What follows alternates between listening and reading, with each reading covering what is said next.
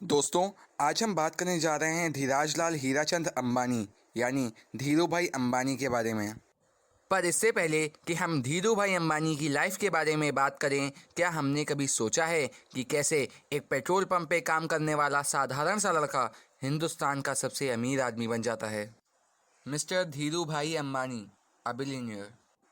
और क्यों एक अपाहिज लड़की जिसको डॉक्टर ने चलने से भी मना किया था, वो दुनिया की सबसे तेज दौड़ने वाली लड़की बन जाती है और एक नहीं, दो नहीं, तीन तीन गोल्ड मेडल लेके आती है।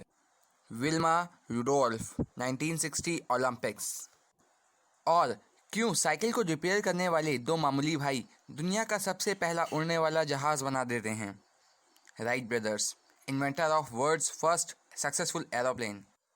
और कैसे एक अपाहिज आदमी जो ना हाथ हिला सकता था, ना पैर हिला सकता था, ना बोल सकता था, बस व्हील चेयर पर बैठे बैठे कंप्यूटर की मदद से चार चार किताबें लिख देता है और दुनिया का सबसे बड़ा साइंटिस्ट बन जाता है।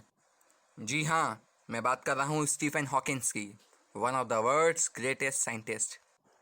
अगर आप ध्यान से देखें, चाहे वो धीरू भाई अंबानी हो, विल्मा रुडोल्फ हो, राइट ब्रदर्स हो या स्टीफन हॉकिंस हो, इन सब में एक चीज़ कॉमन है और वो है अपने ऊपर विश्वास, अपने गोल को अचीव करने के लिए पागलपन और कभी ना हार मानने वाला एटीट्यूड। फिर इनकी लाइफ में चाहे जितनी मर्जी कठिनाइयाँ रही हों, इन्होंने अपने गोल को अचीव कर ही लिया है। तो दोस्तों, अगर आप धीरू भाई अंबानी से कुछ भी सीखना चाहते हैं तो वो ये नहीं होना चाहिए कि उन्होंने लाइफ में क्या क्या किया, बल्कि उनका पॉजिटिव एटीट्यूड सीखिए, उनका कभी ना हार मानने वाला एटीट्यूड। चलिए अब देखते हैं धीरू भाई अंबानी जी की लाइफ को। So let's begin. धीरू भाई अंबानी गुजरात के एक छोटे से शहर छोड़वार में पैदा हुए। छोटी सी उम्र में उन्होंने माउंट गिरवार नाम के मंदिर में पकौड़े बेचने का काम शुरू कर दिया। इसलिए नहीं कि वो गरीब थे, बल्कि इसलिए कि उनको बिजनेस का शुरुआत से ही शौक था। 16 साल की उम्र में वो यामन चले गए और 300 रुपये की एक नौकरी ज्वाइन कर ली। कुछ सालों बाद उनकी प्रमोशन हो गई और उनको उसी कंपनी के पेट्रोल पंप के फिलिंग स्टेशन में शिफ्ट कर दिया गया। ऐसा कहा जाता है कि पेट्रोल पंप पे जो वो बड़ी कार देखते तो हमेशा यही कहते कि ये कार एक दिन मेरी होगी। 1962 में वो इंडिया वापस आ गए और 15,000 रुपये में उन्होंने एक कंपनी स्टार्ट करी जिसका नाम था रिलायंस, जिसका मेन फंक्शन था इंडिया के मसाले को विदेश की कंट्रियों में पहुंचाना और पॉलिएस्टर को इंडिया में लेकर आना। और इस पॉलिएस्टर से कुछ सालों बाद विमल नाम की एक कंपनी भी खोली गई। जब 1962 में उन्होंने पहली बार कंपनी खोली तो उनके पास 350 स्क्वायर फुट का एक कमरा, एक टेलीफोन और सिर्फ 2 काम करने वाले आदमी थे। और सिर्फ 4 सालों में यानी कि 1966 में वो 2 एम्प्लॉयज़ 85,000 एम्प्लॉयज़ में कन्वर्ट हो चुके थे।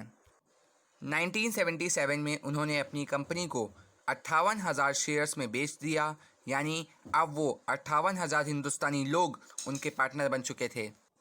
1986 में जब धीरू भाई अंबानी ने मीटिंग कंडक्ट करवाई तो उस मीटिंग को एक क्रिकेट स्टेडियम में कंडक्ट करवाना पड़ा, क्योंकि उस मीटिंग में 35,000 लोग आए थे। 2002 यानी 2002 में जब धीरू भाई अंबानी की मौत हुई तब वो $6 बिलियन के मालिक थे, यानी 39,000 करोड़ रुपीस, जिसका मतलब है 39 के आगे 10 ज़ीरोज़। और दोस्तों, ये वही लड़का है जिसने 300 रुपये से शुरुआत की थी, यानी कि वो 10th पास लड़का 300 रुपये को 39,000 करोड़ रुपए में कन्वर्ट कर चुका था। दोस्तों, धीरू भाई अंबानी को पद्म विभूषण भी दिया गया और ऐसा नहीं है कि इस दौरान उन्हें कभी मुश्किलों का सामना नहीं करना पड़ा, क्योंकि जब 1989 में पाताल गंगा में फ्लड आया तो इनकी कंपनी भी बंद हो गई। फॉरेन रिसर्चर्स के कैलकुलेशन के अकॉर्डिंग इस कंपनी को दोबारा 3 महीनों से पहले नहीं खड़ा किया जा सकता था, पर उन्होंने इसे 3 हफ्तों में कर दिखाया। और यही नहीं, जब 1998 जामनगर में साइक्लोन आया तो 15 दिन के अंदर अंदर उनके सारे लोग काम पर थे। दोस्तों, ये हमारा कभी ना हार मानने वाला एटीट्यूड ही है जो एक फीलिंग बॉय को हिंदुस्तान का सबसे अमीर आदमी बना देता है। और इसी एटीट्यूड ने एक अपंग लड़की को दुनिया की सबसे तेज दौड़ने वाली लड़की बनाया, और जिसकी वजह से साइकिल की दुकान चलाने वाले 2 भाई दुनिया को सबसे पहला हवाई जहाज बना के दे सके, और जिसकी वजह से एक अपाहिज आदमी दुनिया का सबसे बड़ा साइंटिस्ट बन जाता है। वो एटीट्यूड जो कभी हार ना माने। तो दोस्तों, अगर आपको हमारा ये वीडियो पसंद आया हो तो वीडियो को लाइक कर दीजिए, और अगर आप ऐसी और भी वीडियोस देखना चाहते हैं सबसे पहले फ्री में हिंदी में, तो चैनल को सब्सक्राइब कर लीजिए और बेल आइकन को भी दबा दीजिए। आखिर में लव यू ऑल।